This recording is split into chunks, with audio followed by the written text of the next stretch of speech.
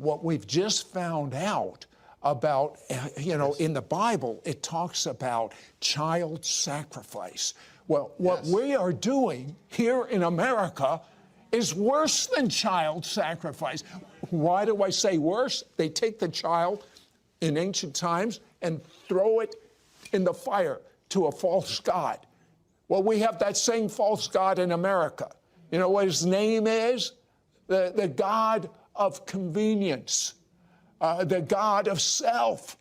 We don't want to be inconvenienced with a child. We're taking these babies that we know feel pain late term and harvesting the body parts. That has to be such a stench in God's eyes. Globalist U.S., CIA, and NATO seeks to usurp a pro-Russian government in Ukraine and replace it with an Islamic sympathizing left-wing fascist government right on its southern border that seeks to destabilize and destroy Russia and bring it into a godless, perverted New World Order. There will be no U.S. globalist-sponsored fake Russia spring for the final Christian enclave on Earth as long as Vladimir Putin is president. So long live America, long live Russia, and according to Acts 17:26, long live the God-ordained, inalienable nation-states of the world. And the family is the cornerstone, has been the cornerstone of this country. But right now, because of this disintegration of the American family, 70% of the children living in American homes right now are not living with their birth parents, with both birth parents. We have a situation in our country where the family has been replaced by governmental support, and the authority of the father in the home is a thing of mockery. And we are paying an awesome price where our young people are drifting into drugs, where anarchy is sweeping the nation, because a child that's left to its own way will bring to its father shame. A child that does not hear the principles of righteousness out of the mouth of his father or out of the mouth of its mother will always go into the streets and search for a leader. And those leaders are leaders of gangs, and they're leaders of a lifestyle that's detrimental to America. And I think all this ultimately leads to the one thing that some of these shooters may have in common, still an open question, and that is isolation. If you add in the fact that there are busted up families, redefinition of what a family is, ongoing arguments over what's normal and what isn't normal, and then they feel like there's no place for them. Social, societal rejection.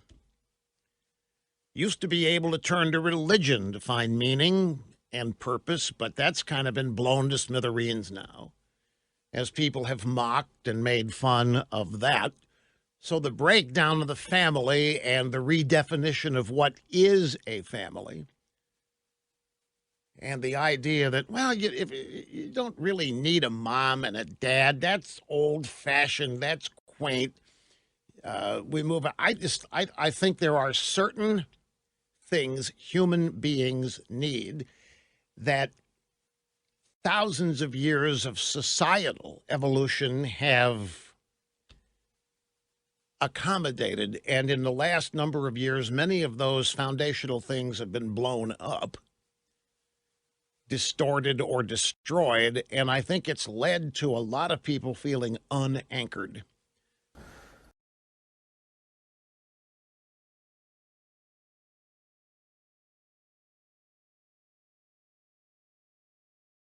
Call your mom, call your dad. If you're lucky enough to have a parent or two alive on this planet, call them. Don't text, don't email. Call them on the phone. Tell them you love them and thank them and listen to them for as long as they want to talk to you. I left Fox News in January of 17.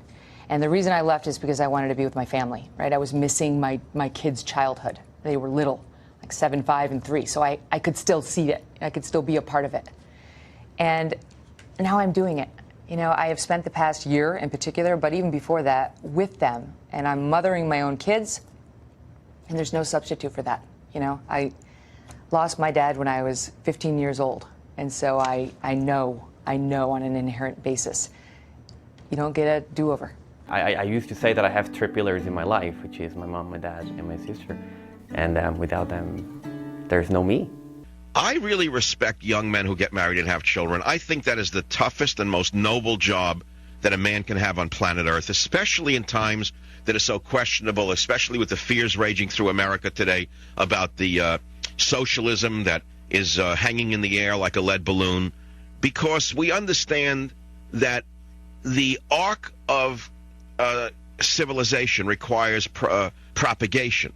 And the fact of the matter is a lot of white men are afraid to have children. They become total punks and cowards. Or they only want pleasure. Or they are so narcissistic they don't want to give up a night's sleep. Or they don't want to, you know, their old lady to lose her abs or something. Because they're ultimate materialists. Having children is a sacrifice. But it's the most worthwhile sacrifice the world can imagine. There are certain things in life that transmute dollar value. Like children, like having children, like raising children, and seeing the next generation emerge. Consider, for example, that the philosopher historians Will and Ariel Durant called the family the nucleus of civilization. They understood that all those aspects of civilized life that we most deeply cherish, freedom, the rule of law, economic prosperity, and opportunity, that all these depend upon the strength and integrity of the family. If you think about it, you'll see that it's in the family that we must all learn the fundamental lesson of life: right and wrong, respect for others, self-discipline, the importance of knowledge, and, yes, a sense of our own self-worth. All of our lives, it's the love of our families that sustains us when times are hard. And it is, perhaps above all, to provide for our children that we work and save. Some have suggested that in today's world, the family has somehow become less important. Well, I can't help thinking just the opposite. That when so much around us is whispering the little lie that we should live only for the moment and ourselves, it's more important than ever for our families to affirm an older and more lasting set of values. Yet, for all that, in recent decades, the American family has come under virtual attack. It has lost authority to government rule writers. It has seen its central role in the education of young people narrowed and distorted, and it's been forced to turn over to big government far too many of its own resources in the form of taxation. Even so, the family today remains the fundamental unit of American life.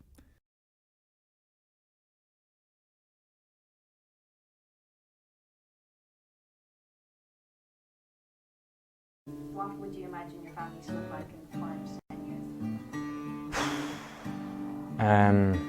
Hopefully Norwegian.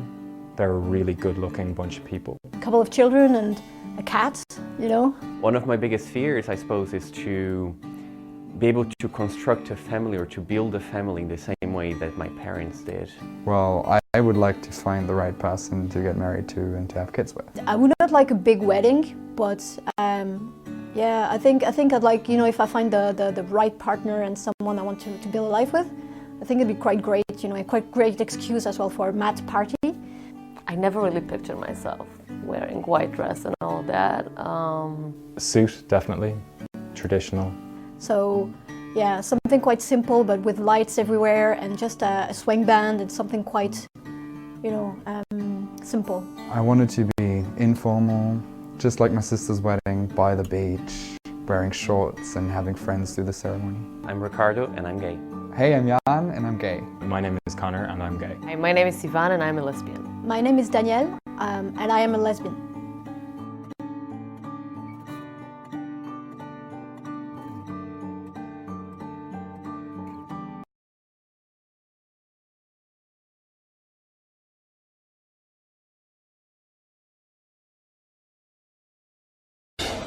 Like most advanced countries, Hungary struggles with a declining birth rate.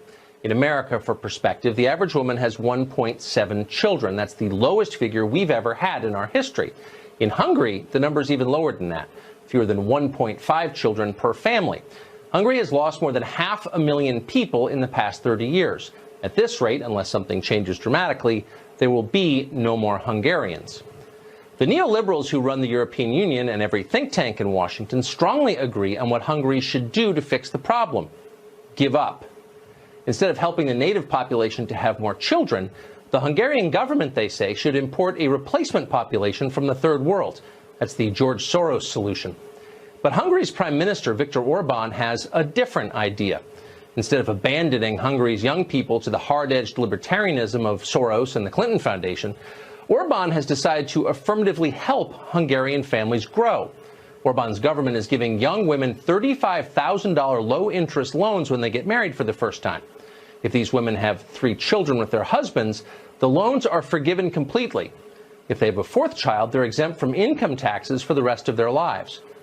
Hungary doesn't just have parental leave. Grandparents can take time off to help after the birth of a grandchild. Everything about these policies is a good idea. They don't just help people have the children they want to have, they encourage the creation of healthy families. The Hungarian government wants to help people get married, stay married to the same person, and remain close to their extended families. It gives the biggest rewards to middle-class families, the very group struggling most to balance career, finances, and children in the modern age. In other words, Hungary's leaders actually care about making sure their own people thrive. Instead of promising the nation's wealth to every illegal immigrant from the third world, they're using tax dollars to uplift their own people. Imagine that. Here's the least surprising part of it all. People absolutely love it. And why wouldn't they? Viktor Orban's government just won its 3rd landslide election victory in a row. The lessons are so obvious that you have to wonder, why isn't anyone trying that here? The Osyaks are exceptional in a country where the population has been shrinking for the last 20 years. Their exemplary fertility has been recognized by the government with a special medal.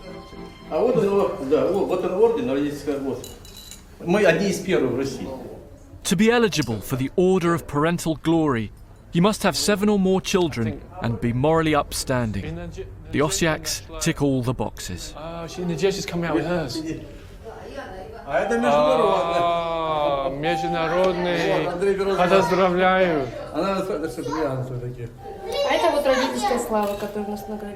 What did you feel when you met the president and he gave you the award? Ну, это было очень так торжественно, трогательно. Конечно, приятно, то, что заметили нас, что столько деток. Знаете почему? Потому что сама по себе женщина, это как Богом созданная, да? А когда она еще в положении, то это очень высокое предназначение человека. Она дает человека еще в мир.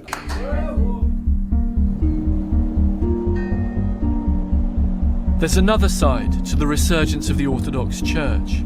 A wave of intolerance, with homophobic views and graphic descriptions of abortion on TV. Понимаете, эти люди, вот эти, так сказать, геи, голубые, как их там называют? На Западе политическую власть в значительной мере захватило вот это вот извращенческое меньшинство. Способов. Как у немцев было 1000 способов сгноить миллион людей, так сегодня у этих всех палачей в белых халатах есть 1000 способов как бы выскоблить человека из материнского организма. This is brand new broadcaster Zargrad TV. It's like this bizarre amalgam of Fox News and the Russian Orthodox Church. But they're deadly serious about this. Their message is that liberal values are over and this is the future. I'm catching the metro to an increasingly rare thing in Russia, a protest outside the Russian parliament. Behind this. Well, we are a lobbying group behind this, of course. Which lobbying? You personally or the channel? Or Zargrad? All of us. Never allow state to interfere in your family. We know exactly what would happen if state would start to interfere in the family. Family is sacral. People like Konstantin Malafeyev want a Russian Empire 2.0. Great, like the USSR, but which doesn't meddle in its citizens' lives. The only way we're going to stop this juggernaut, this one world, new world order juggernaut, is for parents to rise up, because you must understand that they will never be able to accomplish their goals without your children. You see? So you have the ultimate power. You have the ultimate power. And I always tell parents that if you want If you want educational reform, you can have it tomorrow. You know how? By taking your kids out of the school and educating them at home.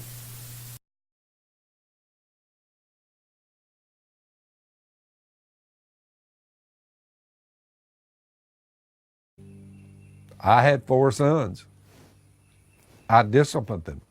I taught them, I rebuked them, I corrected them, and I trained them. They now have children. They're all married to their original wives. They all have children. And now they thank me for instilling in them discipline, because now that they have children, they get it. Children have to be disciplined. Sons do. The buck stops with dad. They can run and run and run, but they come down when you say, where's the buck stop? It stops with their father. You lose that, America, you will lose your nation. It will collapse and crumble right before you on principles just like this when they're not adhered to. Be careful how you roll out there, Dad. Stand up and be a man. Irregardless of yeah coming out of anybody. Stand up and be a man. Put these principles into practice with your children. That's all I have to say. Take it or leave it. You leave it, you're doing so at your own peril, that's for sure.